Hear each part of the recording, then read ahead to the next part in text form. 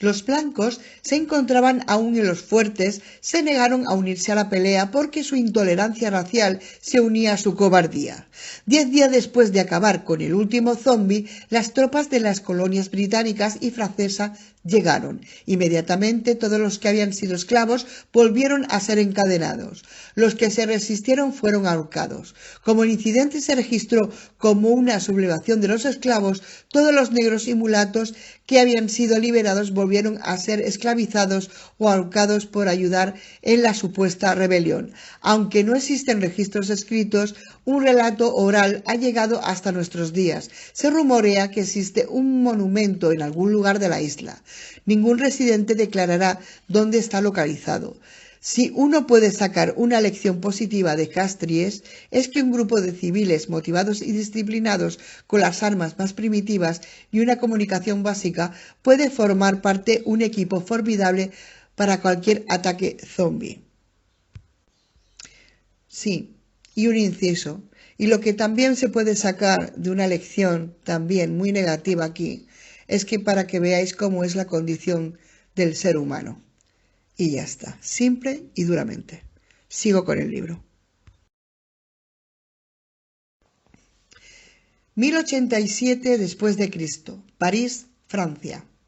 Un hombre fue admitido en el Château Robinet, un hospital para criminales dementes. El informe oficial, archivado por el Dr. Reinhard Bues, administrador jefe, relata: el paciente parece incoherente, casi animal, con un deseo insaciable de violencia. Tiene una mandíbula que muerde como la de un perro rabioso. Consiguió herir con éxito a uno de los pacientes antes de que lo ataran. La historia que siguió consiste en el interno herido recibiendo un tratamiento escaso. Le vendaron las heridas y le dieron un trago de ron. Y entonces, siendo colocado en una celda común con más de 50 hombres y mujeres. Lo que siguió días después fue una orgía de violencia. Los guardas y los doctores, demasiado asustados por los gritos que salían de la celda, se negaron a entrar hasta que hubo pasado una semana. Para entonces lo único que quedaba eran 5 infectados, zombis parcialmente devorados y las partes diseminadas de varias docenas de cadáveres.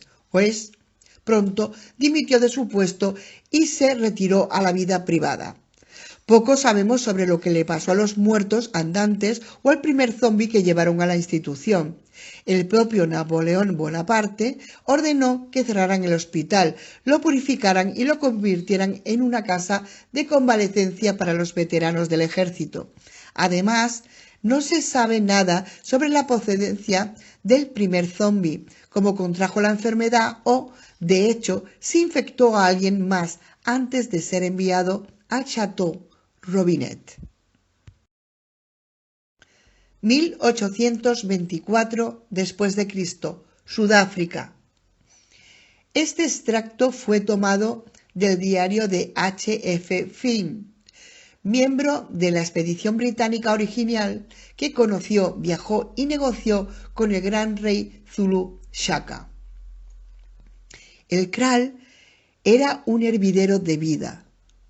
El joven noble se adelantó en dirección al centro del establo. 4 de los mejores guerreros del rey trajeron su cuerpo. Lo traían atado de pies y manos. Una bolsa hecha de piel de vaca le cubría la cabeza. Este tejido servía para cubrir también las manos y los antebrazos de los guardias, de modo que su piel nunca tocara la del condenado. El joven noble agarró su azagaya, una lanza punzante de más de 1 metro de longitud, y se lanzó de un salto al establo. El rey dio la orden con un grito y ordenó a sus guerreros que arrojaran la carga al Kral. El condenado se pegó contra la dura tierra, haciendo ademanes como un hombre borracho. La bolsa de piel se le escurrió de la cabeza. Su cara, para mi asombro, estaba terriblemente desfigurada. Una gran protuberancia de carne había desaparecido de su cuello como si se la hubiera arrancado una bestia inmunda. Le habían arrancado los ojos y el abismo que quedaba entre ellos miraba fijamente al infierno. De sus heridas ni siquiera fluía una gota diminuta de sangre. El rey levantó la mano acallando a la multitud frenética. El silencio llenaba el Kral, un silencio tan completo que los pájaros parecieron obedecer la poderosa orden del rey.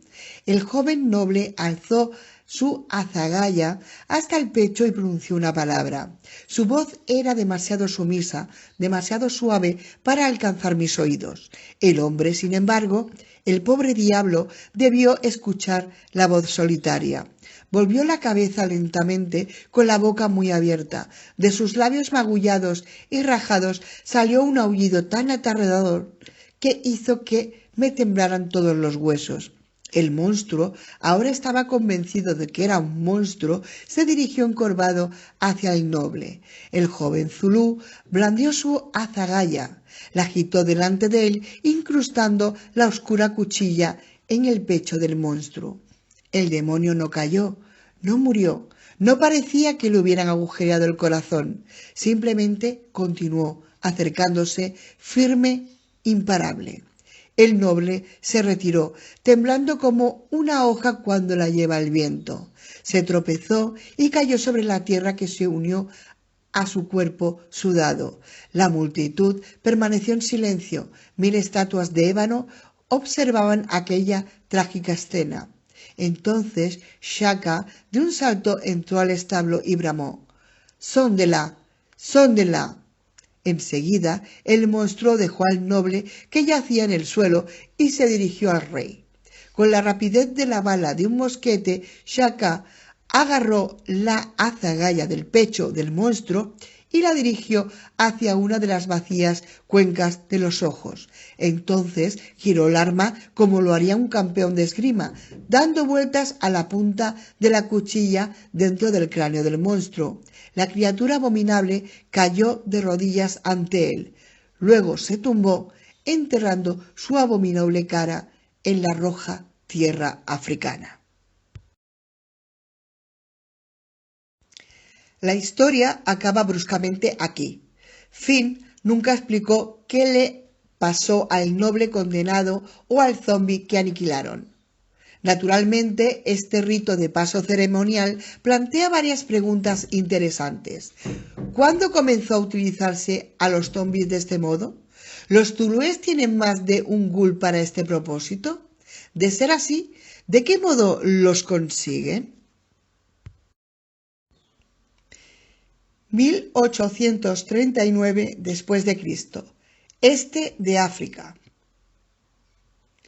El diario de viaje de Sir James Anston Hayes, uno de los muchos incompetentes europeos en busca del nacimiento del Nilo, revela la probabilidad de que un ataque zombi y una respuesta organizada y culturalmente aceptada. Llegó al pueblo muy temprano aquella mañana. Era un joven negro con una herida en el brazo. Evidentemente, al pobre salvaje le habían fallado la lanza y la cena que esperaba se había esfumado. Por muy gracioso que parezca, los acontecimientos que siguieron me parecieron extremadamente bárbaros. En el pueblo, tanto el doctor como el jefe de la tribu examinaron la herida, oyeron la historia del joven hombre y asintieron con la cabeza sobre una decisión secreta. El hombre herido, entre las lágrimas, se despidió de su mujer y su familia. Obviamente, según sus costumbres, el contacto físico no está permitido. Luego se arrodilló ante el jefe. El anciano cogió un garrote largo con la punta de hierro y entonces lo clavó en la cabeza del condenado, aplastándola como a un gigante huevo negro. Casi de inmediato, 10 guerreros de la tribu tiraron sus lanzas, desenvainaron los primitivos sables y anunciaron un cántico extraño. Nagamba, Enkagua, Mili, Erak, Enge. A continuación, simplemente se dirigieron hacia la sabana. El cuerpo del desgraciado salvaje, para horror mío, fue desmembrado y quemado mientras las mujeres de la tribu sollozaban frente a la columna de humo. Cuando consulté a nuestro guía para que me diera algún tipo de explicación, simplemente encogió su diminuta figura y respondió: ¿Quiere que se levante de nuevo esta noche? Un pueblo raro, estos salvajes.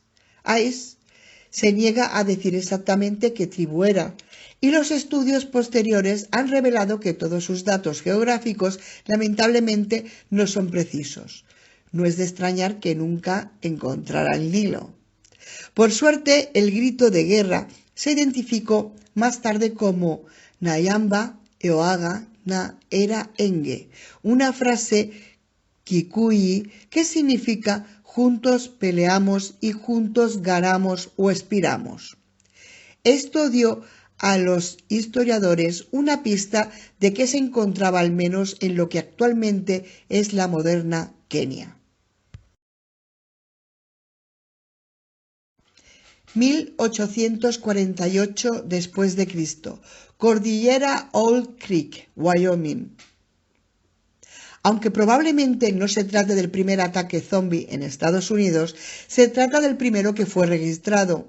Un grupo de 56 pioneros, conocidos como la Partida Kundilian, desapareció en la zona central de las montañas rocosas de camino a California. Un año después, una segunda expedición descubrió los restos de un campamento base que se creyó que había sido su último lugar de descanso. Las señales de la batalla eran obvias. Restos de equipo roto estaban desparramados entre los carros calcinados. También descubrimos los restos de al menos 45 personas. Entre las muchas heridas, todos compartían una fractura en el cráneo. Algunos de los agujeros parecían de bala, otros de instrumentos romos como martillos e incluso rocas.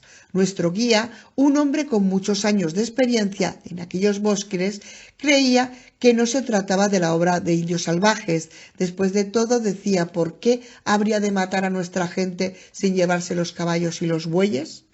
Contamos los esqueletos de todos los animales y tuvimos que darle la razón. Hubo otro factor que encontramos más alarmante y era el número de heridas por mordeduras que tenían los muertos. Como ningún animal, ni el lobo blanco aullador, ni la hormiga diminuta, habían tocado sus cadáveres, obviamos su participación en lo acontecido.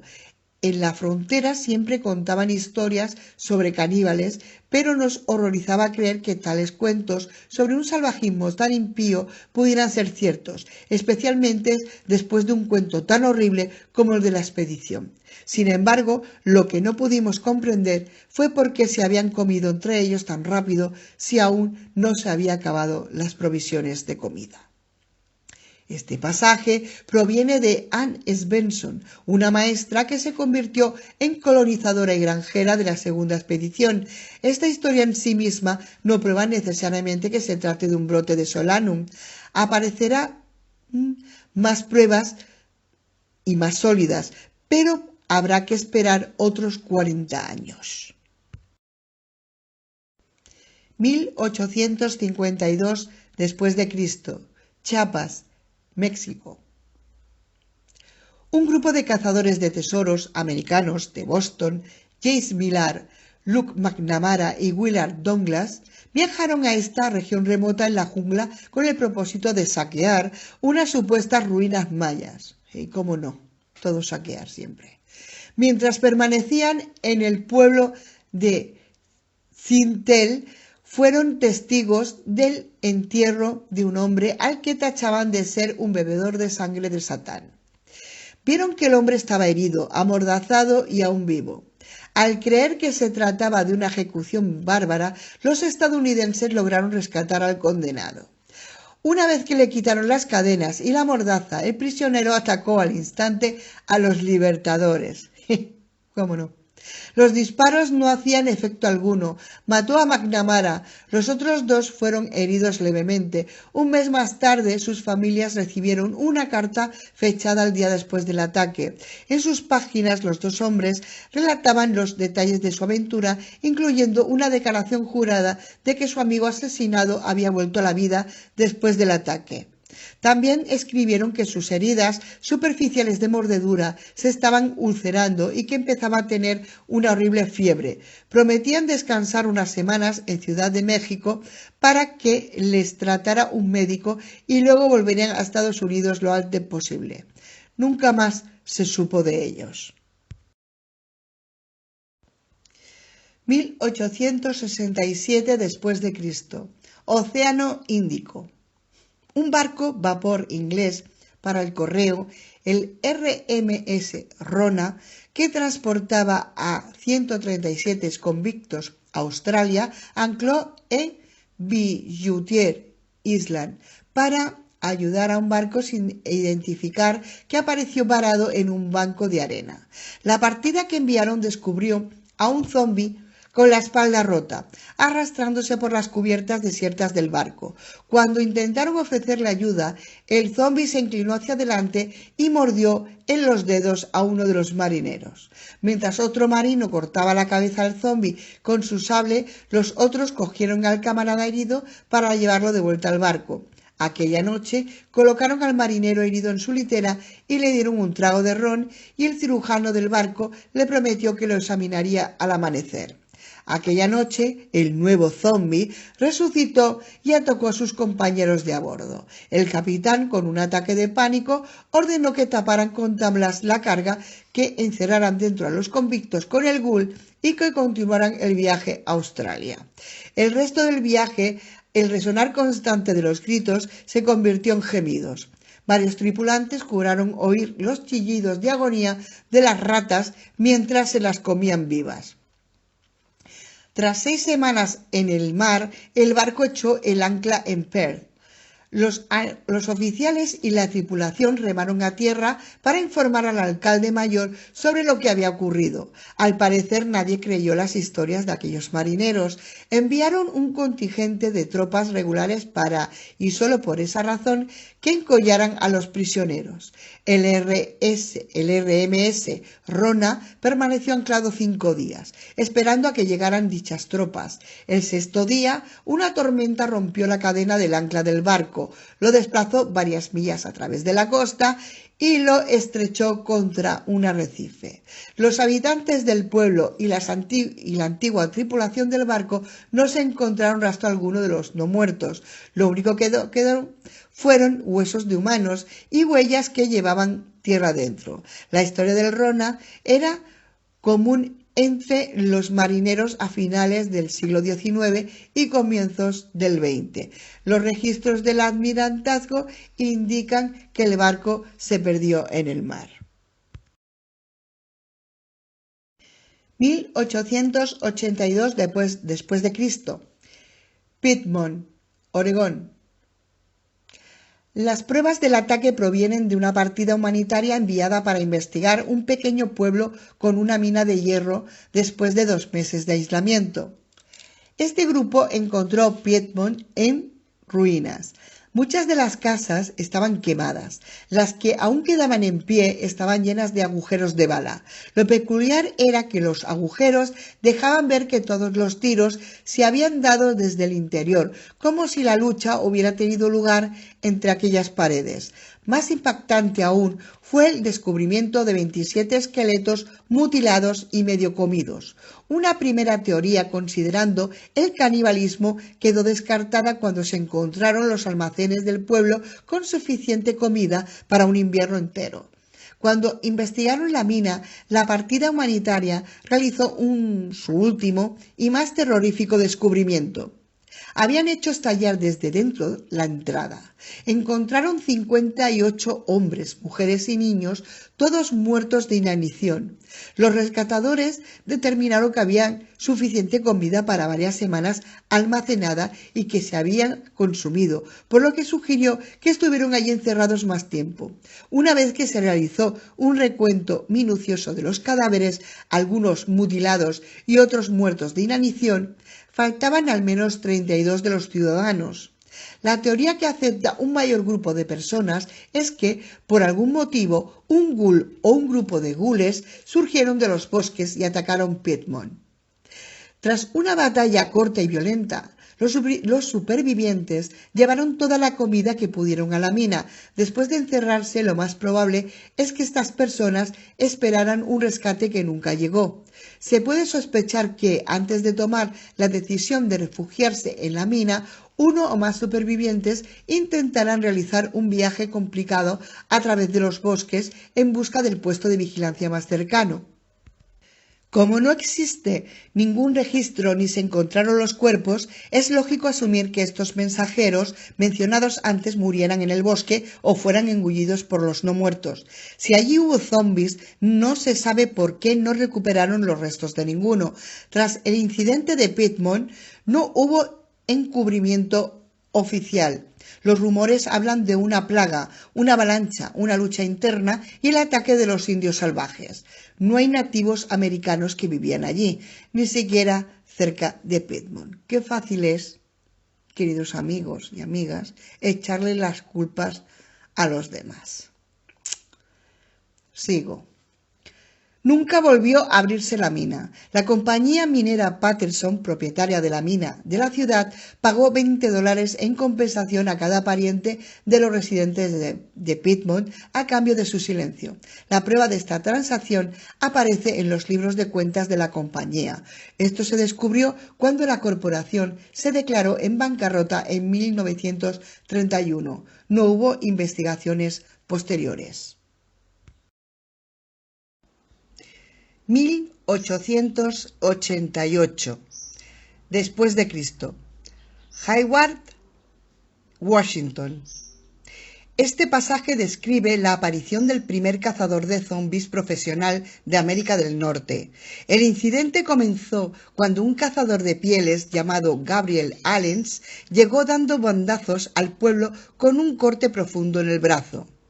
Allens habló de un espíritu que deambulaba en forma de hombre poseído, con la piel tan gris como la piedra y los ojos fijos en la nada. Cuando Allens se aproximó al desdichado, éste liberó un atroz gemido y mordió al cazador en el antebrazo derecho.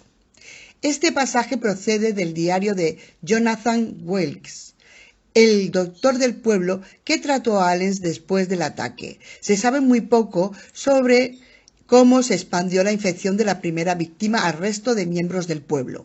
Algunos datos sugieren que la siguiente víctima fue el doctor Wilkes y, a continuación, 3 hombres que intentaron atarlo. 6 días después del ataque inicial, Hayward sufría un asedio. Muchos se escondieron en sus casas y en la iglesia del pueblo mientras los zombies atacaban implacables las barricadas. Aunque había muchas armas de fuego, nadie se dio cuenta de la necesidad de pegarles un tiro en la cabeza. La comida, el agua y la munición se acabaron enseguida. Nadie creía que pudieran aguantar otros 6 días. Al amanecer del 7º día llegó un Lakota llamado Elijah Black, a caballo con un sable del ejército de caballería de Estados Unidos. Decapitó a 12 gules los primeros 20 minutos. Entonces Black usó un pedazo de madera carbonizado para dibujar un círculo alrededor de la torre de agua del pueblo antes de subir a lo más alto de ella. Entre gritos, una corneta vieja del ejército y su caballo atado como cebo se las arregló para atraer a todos los muertos andantes que había en el pueblo hacia su posición. El que entraba en el círculo recibía un tiro en la cabeza con un rifle Winchester. De este modo, cuidadoso y disciplinado, Black eliminó a la horda al completo, 59 zombies en 6 horas. Para cuando los supervivientes se dieron cuenta de lo que había ocurrido, su salvador se había ido. Los relatos posteriores consiguieron reunir los antecedentes de Elijah Black. Cuando tenía 15 años, él y su abuelo estaban cazando cuando se encontraron con la masacre de la partida de Kundansen.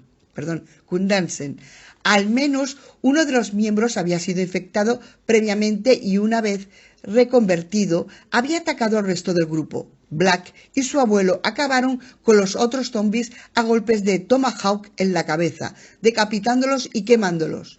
Uno de los supervivientes, una mujer de 30 años, explicó cómo se extendió la infección y cómo la mitad de la partida, ahora resucitada, había deambulado por el bosque. Entonces confesó que sus heridas y las de otras personas eran maldiciones incurables. De común acuerdo suplicaron su muerte. Tras este asesinato en masa por compasión, el viejo Lakota le reveló a su nieto que le había ocultado la herida de una mordedura que había sufrido durante la batalla.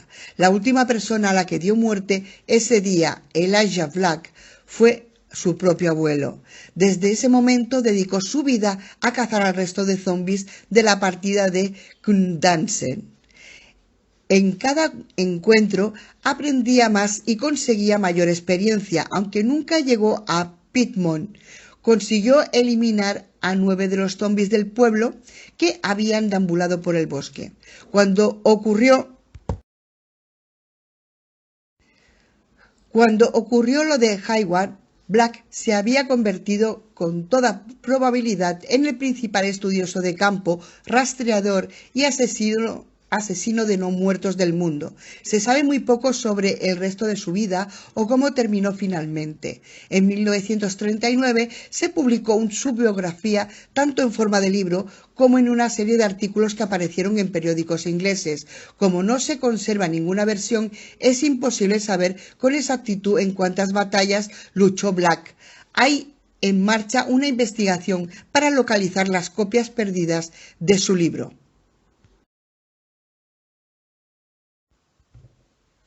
1893 después de Cristo. Fort Louis Philippe, colonia francesa del norte de África. El diario de un oficial subalterno en la Legión extranjera francesa relata uno de los brotes más serios de la historia. Llegó 3 horas después del amanecer, un árabe solitario a pie al borde de la muerte por el sol y la sed. Tras un día de reposo, con un tratamiento y agua, relató la historia de una plaga que convirtió a las víctimas en bestias caníbales. Antes de que nuestra expedición pudiera ir a investigar, los vigías de la muralla sur avistaron lo que parecía ser un rebaño de animales al horizonte. A través de mis lentes pude ver que no se trataban de bestias, sino de hombres. Su piel carecía de color, sus ropas estaban raídas y andrajosas. Cuando el viento cambió en nuestra dirección, primero nos trajo un gemido marchito y a continuación el hedor de la descomposición de aquellas personas. Supusimos que estos pobres miserables venían pisando los talones a nuestro superviviente. No podemos saber cómo se las arreglaron para cruzar tal distancia sin comida ni agua. Las llamadas y los avisos no produjeron respuesta alguna. Las explosiones de nuestros cañones no consiguieron dispersarlos. Parecía que los disparos de los rifles de largo alcance no surtían efecto. Enseguida enviamos a caballo al cabo Strong a Bir el Qasim mientras cerrábamos las puertas y nos preparábamos para un ataque. El ataque pasó a ser el asedio no muerto más largo jamás registrado. Los legionarios fueron incapaces de llegar a entender el hecho de que sus atacantes estuvieran muertos y gastaban la munición propinando disparos al torso. Los tiros que accidentalmente daban a la cabeza no eran suficientes para persuadirles de esta táctica victoriosa. Nunca volvieron a saber nada del cabo Strong, el hombre que enviaron en busca de ayuda. Se ha supuesto que encontró su destino con los árabes hostiles en el desierto. Sus camaradas en el fuerte permanecieron asediados durante 3 años. Por suerte acababa de llegar una carretera con provisiones. Había agua disponible del pozo que impulsó la construcción del fuerte. Los animales y los caballos al final tuvieron que sacrificarse y lo racionaron como último recurso. Durante este tiempo, el ejército de no muertos, algo más de 500, continuaban rodeando las murallas. El diario cuenta que con el tiempo algunos fueron derribados con explosivos caseros, cócteles molotov improvisados e incluso arrojaban piedras grandes desde el pretil. Sin embargo, no era suficiente para terminar con el asedio. Los gemidos constantes volvieron locos a algunos hombres e hizo que 2 de ellos se suicidaran. Varios intentaron saltar la muralla y correr para salvarse. Todos los que lo intentaron fueron rodeados y despedazados. Un intento de motín redujo aún más sus filas, dejando el número de supervivientes en solo 27 personas. En este momento, el comandante de la unidad decidió intentar un plan más desesperado. Todos los hombres se equiparon con todo el agua que pudieron y la poca comida que quedaba. Destruyeron todas las escaleras y escalinatas del pretil. Nos reunimos en la muralla sur y empezamos a llamar a nuestros torturadores, reuniéndolos a casi todos a las puertas. El coronel Drax, con la valentía de un hombre poseído bajo a la plaza de armas y quitó el cerrojo. De repente, la multitud de Dionda entró en tropel en la fortaleza. El coronel se aseguró de proporcionarles el señuelo perfecto y los miserables lo siguieron a través de la plaza de armas por los barracones y el comedor. Por la enfermería estaba a punto de ponerse a salvo cuando una mano mutilada y podrida se aferró a su bota. Nosotros continuábamos llamando a las criaturas con abucheos y silbidos, saltando como monos salvajes. Llamábamos a aquellas criaturas para que entraran en nuestro fuerte. Dorset y O'Toole bajaron a la muralla norte, corrieron hacia la puerta y la cerraron. Las criaturas que había dentro, rabiosas e irreflexivas, no pensaron en abrirlas de nuevo. Al empujarse entre ellas hacia las puertas que se abrían hacia el interior, lo único que consiguieron fue quedarse más atrapadas aún. En aquel momento, los legionarios bajaron de un salto al desierto, mataron a los pocos zombies que había a las afueras de las murallas en un combate cuerpo a cuerpo depravado y a continuación recorrieron casi 400 kilómetros hasta el oasis más cercano, en Bir Owane. Los registros del ejército no hablan de este asedio. No existe una explicación sobre por qué, cuando los despachos regulares dejaron de llegar de Fort Louis Philippe. No se enviaron equipos de investigación. El único gesto oficial hacia cualquiera de los involucrados en el incidente fue la corte marcial y el encarcelamiento del coronel Drax. La transcripción de su juicio, incluyendo los cargos, no se han revelado. Hubo rumores sobre el brote en la Legión, el ejército y la sociedad francesa durante décadas. Se describieron muchos cuentos sobre el asedio del diablo. A pesar del rechazo del incidente, la Legión extranjera francesa nunca volvió a enviar otra expedición a Fort Louis Philippe. 1901 después de Cristo. Lu Shan, Formosa. Según Bill Bukowski, un marinero americano que servía en la flota asiática, varios campesinos de Lushan se levantaron de sus camas y atacaron el pueblo.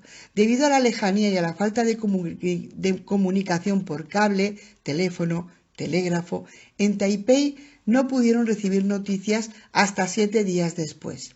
Misioneros estadounidenses, rebaño del pastor Alfred, pensaron que se trataba del castigo de Dios hacia los chinos por no aceptar su palabra. Sabían que la fe y el Santo Padre sacarían al diablo que llevaban dentro.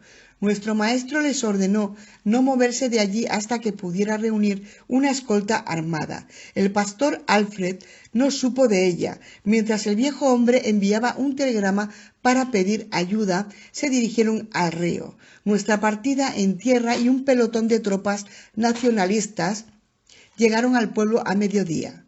Había cuerpos y restos de ellos por todas partes. El suelo estaba pegajoso y el olor, por Dios santo, ¡qué olor! Entonces una de esas cosas surgió de entre la niebla, unas criaturas desagradables, unos diablos con forma humana.